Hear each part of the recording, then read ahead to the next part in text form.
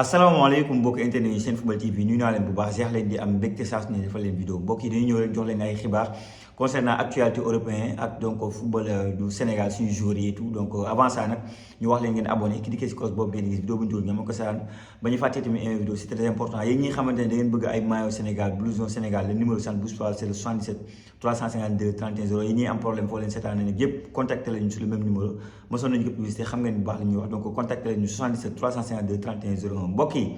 donc xibaar nag dama koy dooree donc si donc Al Hilal bu gagné 6-0 ñu gis Kalidou Koulibaly def na avant dernier passe sur le deuxième but de Karim Benzema bi xam dafa def triplé xam ngeen ne débat bi du côté de Arabie Saoudite c'est simple xam ngeen ne donc Cristiano Ronaldo demoon na ba mer ba ñu wax ne day dem sax jël avion dellu du côté de Portugal ba ñu commencé ko wax sax du côté de Sporting Portugal bi xamante ne fa lañ ko xamee fa la débuté carrière on peut dire du coup nag parce que moom dafa jàpp ne pendant que ñoo ngi dooleel Al Hilal on renforce pas Al Nassr alors que Al Hilal Al Nassr ñooy xëcc ko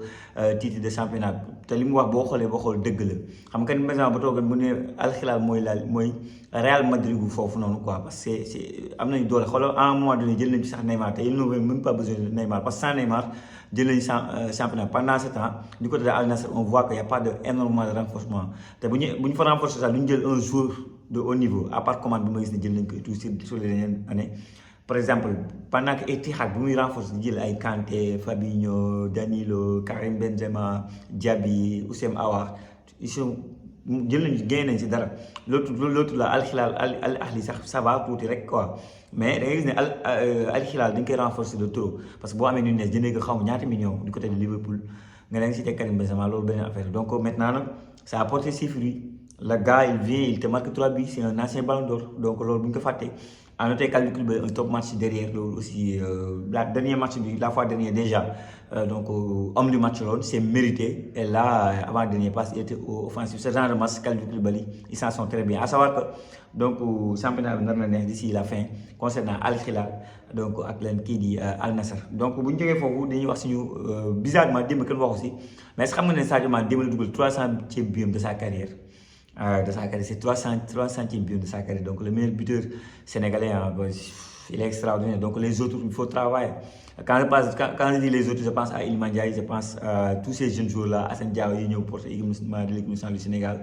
Nous savons que jeunes veulent écrire l'histoire du football sénégalais. Et pour écrire l'histoire du football sénégalais, il faut que nous ayons temps pour Sadio Mané, ligue. Parce qu'il n'y a pas que le talent, ligue, hygiène de vie, boudoy. Tu es un professionnel quoi. Gagner le plus dur c'est pas de signer c'est pas de signer le problème mooy nga am ay millions war a dem di entraîner waat entraînement bu bokkul li ngay entraîner maanaam c'est ton métier li nga yàgg rêvé boo xasee ba am ko voilà quoi am lépp am football gagner li ngi tey trophée le plus dur c'est comment rester au sommet c'est ça le plus difficile moo tax les Cristiano Ronaldo les Sadio Mané là c'est ay royukaay lañ quoi ay exemple lañ pour les jeunes d'aujourd'hui parce que mën nañoo teel a doyal et alors que football bi ça fait que commencer quoi bu fekkee da nga bëgg écrire nag histoire du football bu fekkee nag da nga bëgg yow sa football nga sa carrière yam fenn fi voilà nga bokk la en tout cas Sadio Mané 300e but de sa carrière bi mu dugalee but la fois dernière nii kenn waxu ci c'est pour man c'est extraordinaire du côté de Chelsea aussi gis nañu aussi image bu rafet ah donte toog nañu coupe de la ligue et tout xam nga Arsenal toog nañu image bi après leur entraînement jël nañ benn photo ensemble ñoom ñëpp joueurs Chelsea ñu photo ak Mamadou Sarr donc jaajëfal ko si trophée bi xamante ne jël na ko fële ca Maroc ànd nañ ko waa Strasbourg defal nañ ko loolu mais ba tey Chelsea ñoo ko moom ñëw na Chelsea aussi defal nañ ko loolu et entraîneur am génn na wax nee na il est tellement content d'avoir Mamadou Sarr dans son effectif tellement content tellement satisfait parce qu'il le voulait xam na le jour xam na ses qualités axe de progression bi ses qualités fortes et donc loolu entraîneur bu ko waxee rek voilà participe dañoo wax ak moom mu ne est-ce que xam nga moo gën a nekk si jour ñun lu ñu gën a bëgg mu ne ñun boo amee confiance entraîneur bu amee tu peux mourir pour moom ce terrain bi quoi bu ñu dañee hôtel fa lañ ci loolu ñoo waxtaan mu ne man entraîneur bu amee ci yow confiance par exemple tu peux te donner mais à 100% mais un entraîneur yéen say entraîneur teg la pour teg la parce que mu bëgg a teg new fi wala da la teg newoon pour teg la noonu da nga xam ne kii des na la bëgg quoi donc Mamadou Sarr xam nga lii lay xaar donc tant un entraîneur qui te fait confiance t'as des qualités énormes on croit en toi faut mouiller le maillot et yéegal level bi bu baax a baax gars yi Coupe de France tey donc lañ def tirage benn match lañ doon xaar Strasbourg Monaco finalement Strasbourg moo gagné ñoom Lamine Camara voilà Monaco kenn xàmmee leen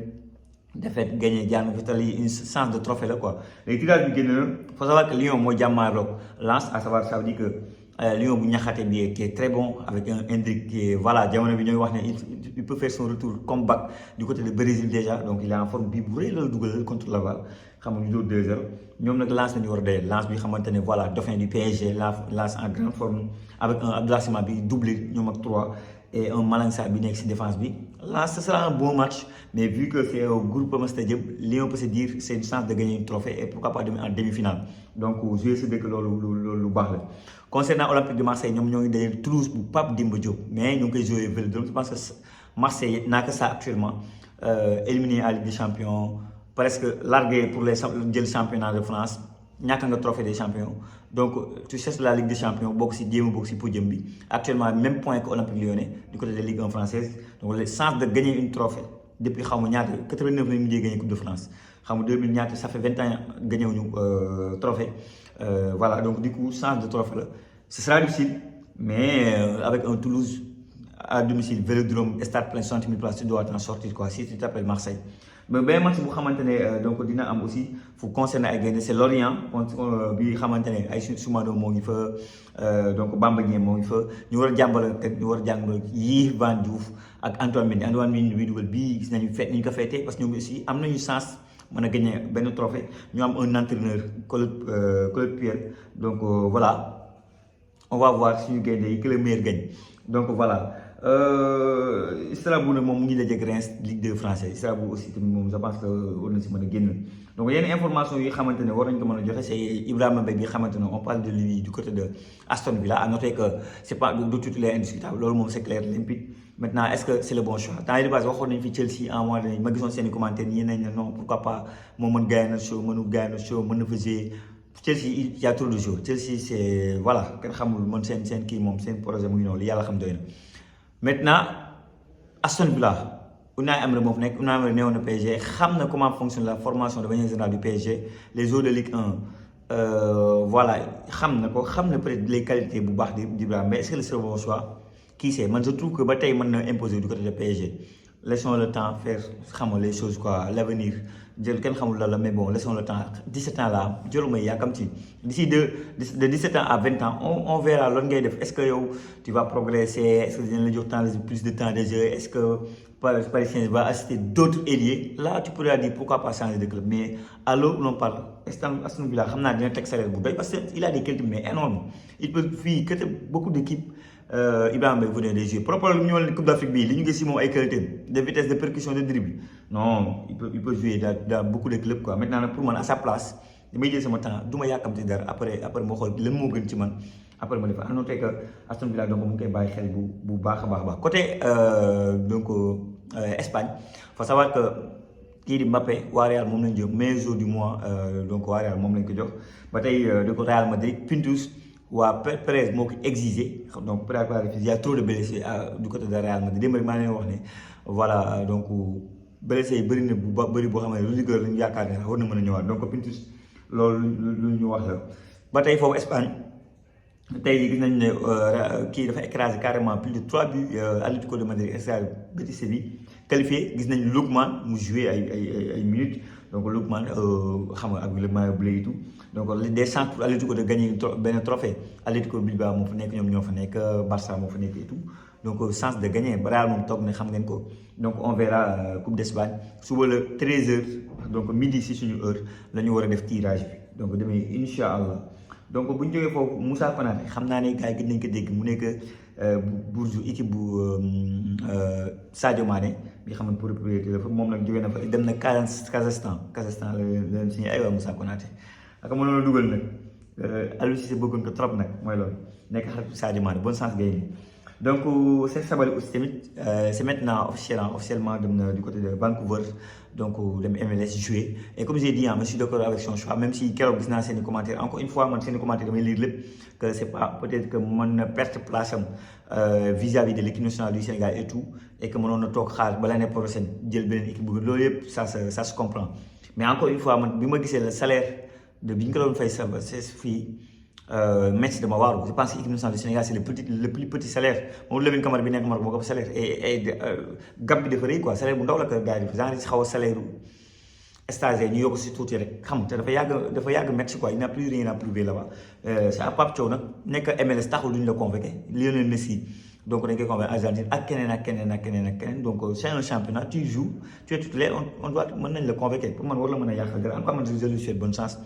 et parfois je comprends les joueurs bu ma soñoon lu ñu suñu bëgg-bëgg mooy ñu nekk sur les 5 grands championnats moo xam Liga moo xam c'est pas moi Championnat France Serie A Italie on est bu ñu soñoon suñu joueurs fa lay nekk mais voilà si bu fekkee moom li muy xaar en tant que ay club ñëw fi ñëwuñu faut lui laisser faire mu dem xool yi leneen quoi donc gars yi bu ñu jógee foofu aussi donc les autres informations yi xamante ne bëgg naa ko joxe dañuy il faut ñu déglu benn extrait après man mu ñëw jox ci sama xalaat parce que c'est un joueur bu xamante ne dinaa ko defal découverte bientôt il s'appelle Bara Sapoko Ndiaye nekk du côté de Bayern Munich il a 18 ans donc ñëw na nii def na retour de blessure xam nga compagnie bëgg ko damay bàyyi benn réaction ñu déglu ko déglu benn waaye moo ñu siy wax ay kii yu assez intéressant bëgg bu ñu dégloo ba pare franchement ñu ñëwaat moo wax si sama xalaat ak sama gis-gis par rapport à un joueur bi nga xamante ne am na des qualités énormes ñu déglu waa ji. Pour le bien du Bayern Munich, Bara Sapoko Ndiaye vient de débuter sa rééducation. Et oui, c'est une très très bonne nouvelle. Déjà de 1, parce que Vincent Kompany est complètement fan du joueur. Et si actuellement il est au Bayern et qu'il a été recruté cet été, c'est en grande partie grâce à Vincent Kompany qui le voulait absolument. Et puis je vous le dis, sportivement, moi je pense qu'il va vraiment apporter au milieu de terrain du Bayern Munich. Parce qu'en fait, ce mec physiquement, c'est une bête. C'est un monstre au milieu de terrain. Et je pense que c'est peut-être ce qui manque un peu au Bayern, c'est-à-dire un mec qui peut venir au duel, avoir de l'impact et vraiment être un monstre physique. Et c'est clairement le profil du joueur. En plus de ça, on apprend même qu'il pourrait avoir des minutes lors de son retour. Maintenant, bien sûr, ce sera confirmé. Il faudra aussi voir forcément à quel niveau de forme il va revenir. Puis malgré tout, on parle quand même d'un très jeune joueur. C'est un 2007, il a à peine 18 ans. En plus, il arrive aussi d'un club gambien, Gambino Star. Donc il faut qu'il s'habitue au Bayern, à l'Allemagne, à la Bundesliga. C'est un nouveau championnat. C'est totalement différent. Mais moi, il a les qualités. Surtout, il a le profil.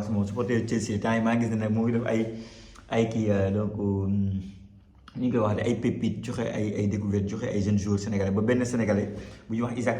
bu dee si TikTok bi di ko dal quoi naan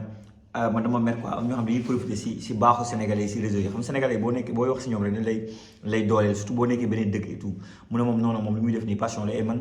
je peux témoigner que kii moom day def ay joueurs yu bëri et passion la si moom c'est pas que des peut-être de si cette vue mais c'est assez intéressant je trouve donc li mu wax si moom gis ngeen que mu nekk benn joueur boo xamante ne voilà joueur milieu terrain la très défensif du maye dara mën a gérer leer dañoo daje ko waa Bayern mu époustouflé compagnie nangul ko malheureusement mu am après benn gaañu-gaañu bu ko xawoon